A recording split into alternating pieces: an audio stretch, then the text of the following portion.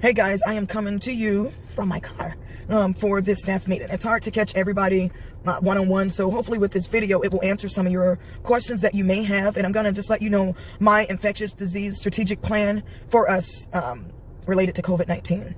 So hopefully I'll be able to answer your questions, like I said. One of the things I wanted to say first off is, as child care workers, you are very important.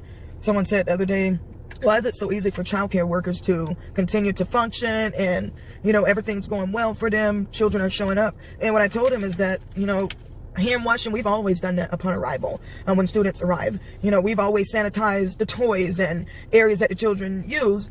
So this is nothing new for us. The state has always held us to a higher standard. And so this is something that we do. We've just doubled up on our cleaning. So I want to say continue to do that. And I really appreciate you. So let's start this out. Workplace safety and precaution. So I've ordered all staff transparent face covering. This covering is for you. We purchased it to use. I know with young kids, they need to see our mouths moving. We are teaching them how to talk. And, I always remember teachers saying diction is done with the tip of the tongue and the teeth. They need to see that. So I've ordered those masks, those face shields, the transparent ones. And I'd say while you're in the classroom, wear those. Get used to it once they come in. That way it's not uncomfortable for you. Some of you may prefer the face mask. Whatever you're going to prefer, I need it worn daily. Because students are looking, the public school is doing it, and we've got to be on board with what's going on in the world. Next point, facility cleaning and sanitation and the additional steps that our center will take.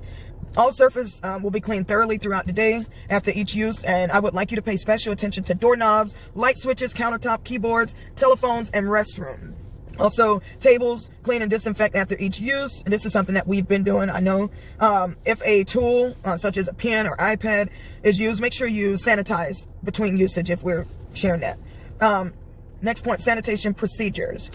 We will continue to sanitize. Like I said earlier, we've doubled down on those procedures, doubled up on those procedures. And I would like those high traffic areas sanitized every 2 hours. No aerosol spray in the classroom. We have those wipes. Make sure you get the doorknobs around the, the knobs in the restrooms, things like that, the handles. So let's take care of that. Sick policies for employees and children. If you are sick, you will not be permitted to attend work. Students are not allowed to come to school if they're sick, just like we had with our, sick policy. Do not come to school. If your child's had a fever, do not give them medicine and expect to send them to school. That medicine wears off. That child's exposed other students to whatever illness that he's experiencing. So please do not come to school sick. Employees do not come to work sick. Please make sure you notify me, and we will take care of covering your shift as best as we can. Mask policy. Parents, students, staff, and kindergarten and up will be required to wear a mask if social distancing is not possible. Parents, when they're entering, no matter what the situation is, you will always be required to wear a mask when entering the building. After school van procedure. Students ride in a school van from the public schools. When the staff arrives, the staff will be standing outside of the van with her log, thermometer, and hand sanitizer. And first thing we're going to do before a child enters the van is we're going to take their temperature. If they don't have a temp, we're going to get them a hand sanitizer. They can get onto the van. And when they get on the van, or even before they get to the van, face masks will be required for all children on the van. Whether it's field trip or coming home from school, face masks are required when riding in the vans. So please remember that. That's staff included. If the student has a temperature of 100.4 or higher, our van driver will notify the director, and we will notify the staff at the public school, because we're not going to permit that student onto the van. So they're infecting other students. We're not going to have that. So they will remain at their school. We will not bring them back to Rockledge Christian. Post the info around the school, in the door, at the door. When you get there in the morning, you see that we're saying, if you have any symptoms, do not enter the door. In the classroom, I gave out posters, when to clean after interacting. So please make sure you pay attention to that, and make sure we're sanitizing after we use, after we have center time or even playground time. Tracking systems of absences. One of the things that we've been doing is making sure we track absenteeism. Parents, if your child is out, please make sure you notify us within 24 hours. If we do not hear from you within 24 hours, we are going to assume that your child is sick and they will be unable to return without a doctor's note. So please make sure you contact us. Please make sure your communication, make sure you're communicating with us, please, and thank you.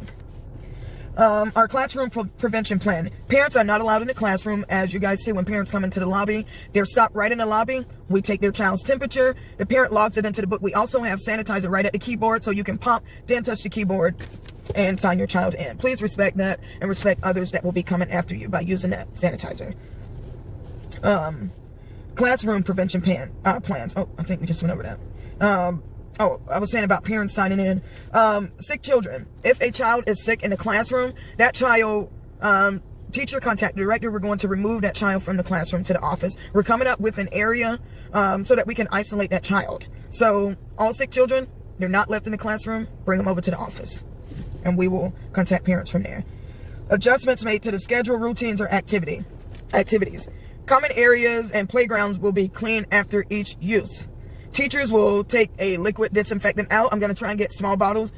That way, once your class lines up, your assistant can come out there and spray the playground down quickly before the next group comes out. Toddler room, you'll be going outside at 9:30.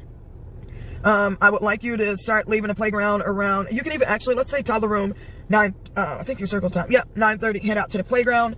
Around 10 o'clock, have them inside of the buggies. Assistant quickly go around and spray it down. You guys head back. That way by 10:15, K2, you can head on outside to the toddler playground with your group. K3, your time is still the same, 10 o'clock, you'll go out to the playground. Please make sure you are cleaning the playground when you are done, K3. Please and thank you, because VPK is coming after you. I would say around 10:50, line them up, let's get it sprayed so that you guys can get back over to class and wash your hands.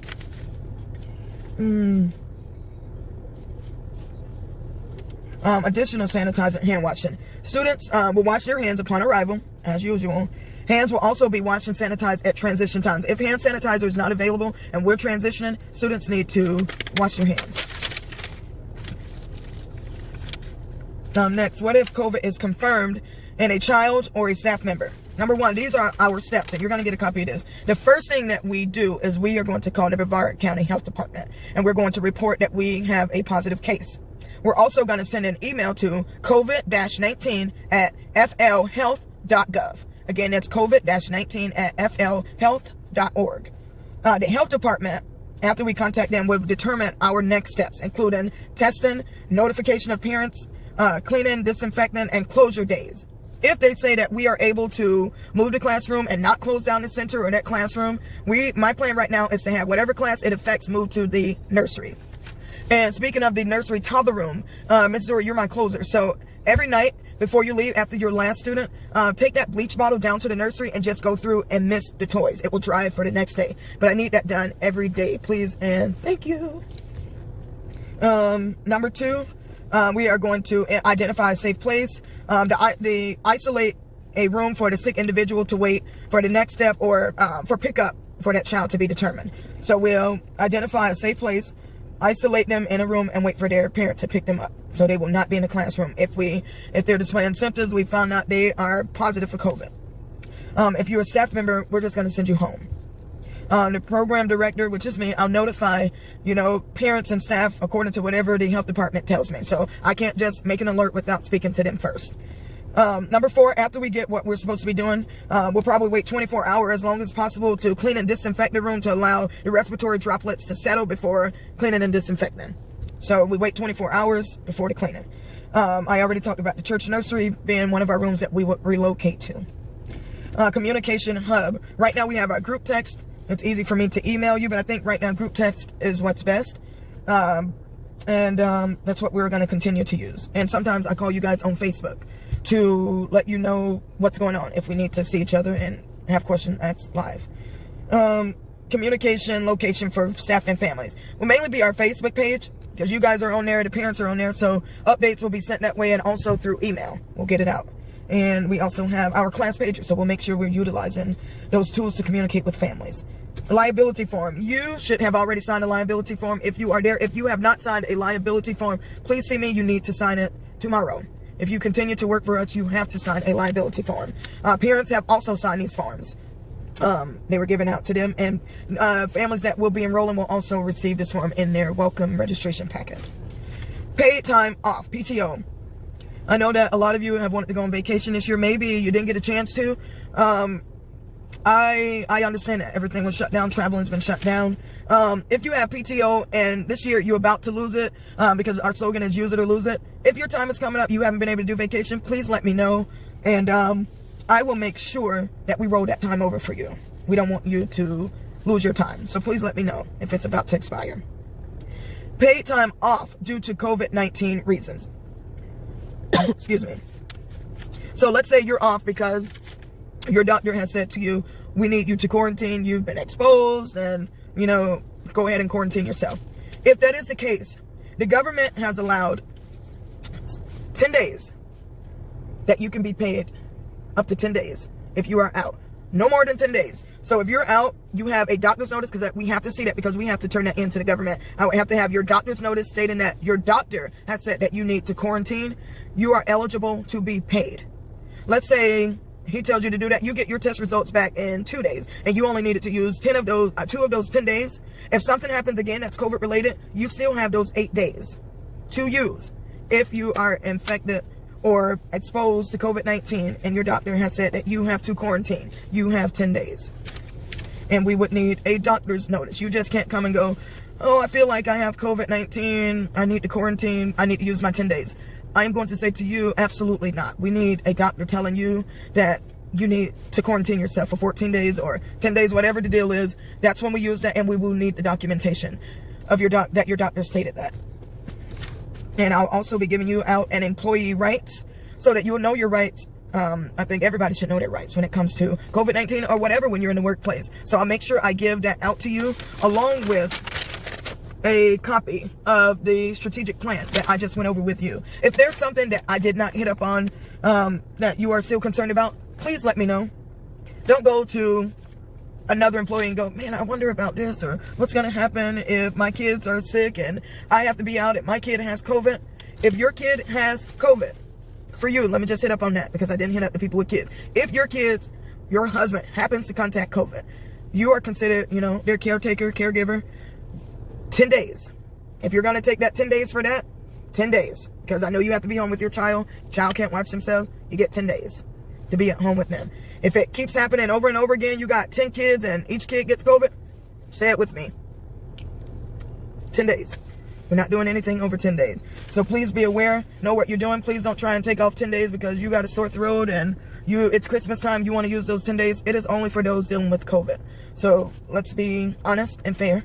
And again, if you have any questions, I would love to answer it for you. I will be asking pop questions to everybody to see if you actually watch the video, because some of you are going to ask someone else about something that I've explained to this, and I will be very upset if I hear from somebody else that you're questioning them about something that I've went over in these notes. So please make sure you listen to this video. I am going to post it to YouTube and send you a link. That way you can go back at any time and watch this video if you have any questions. Again, 10 days.